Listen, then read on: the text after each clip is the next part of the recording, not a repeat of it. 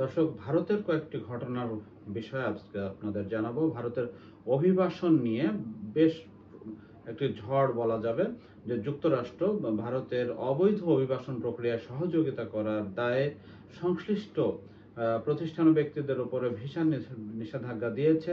তবে পররাষ্ট্র দপ্তরের মুখপাত্র টেমি ব্রসের জানানো এই তথ্যে কোনো ধরনের ব্যক্তি বা প্রতিষ্ঠানের নাম ঘোষণা করা হয়নি। সাধারণত ভিসা বিধিনিষেধ দেয়া হলে এ ধরনের ব্যক্তি বা প্রতিষ্ঠানের নাম ডিসক্লোজ না করেই এ ধরনের সিদ্ধান্তের কথা জানায় যুক্তরাষ্ট্র। এছাড়া ভারতের পররাষ্ট্র সচিব আজকে আবারও জানিয়েছেন যে তারা এই পাকিস্তান ভারতের সঙ্গে যে যুদ্ধবিরতি হয়েছে সেখানে তৃতীয় দেশের কোনো ভূমিকা ছিল না।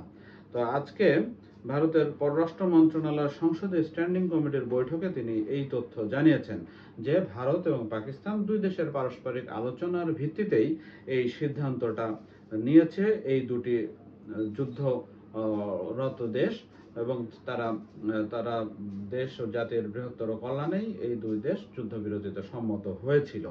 তো আমরা জানি যে ট্রাম্পের ফোনে বা ট্রাম্পের মধ্যস্থতায় এই যুদ্ধবিরতি হয়েছিল এমন দাবি কিন্তু মার্কিন প্রশাসন ও সংশ্লিষ্ট সংবাদ মাধ্যমগুলোতে আমরা দেখেছি। একটা বিষয়ে একটু ভারত বিষয়ে একটা পজিটিভ খবর আমরা জেনেছি, সেটা হলো যে বিশ্বের সবচেয়ে বড় চাকরিদাতা প্রতিষ্ঠান এখন ভারতের প্রতিরক্ষা মন্ত্রণালয়।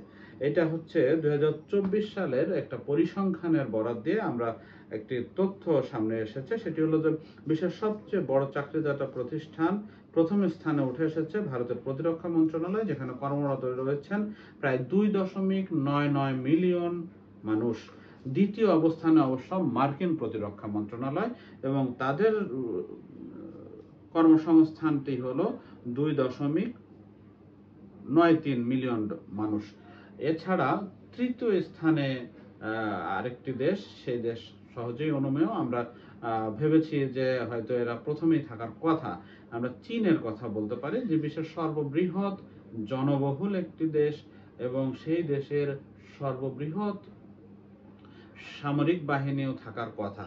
তবে আমরা এই কর্মসংস্থানের দিক থেকে, চাকরিদাতা প্রতিষ্ঠানের দিক থেকে চীনের অবস্থান দেখতে পাই পিপলস লিবারেশন আর্মি, যেখানে 2.55 মিলিয়ন কর্মসংস্থান বা চাকরিরত মানুষের সংখ্যা।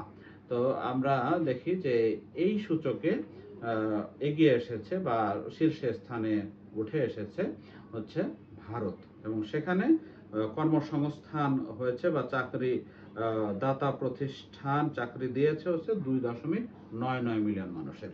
ধন্যবাদ সঙ্গে থাকার জন্য।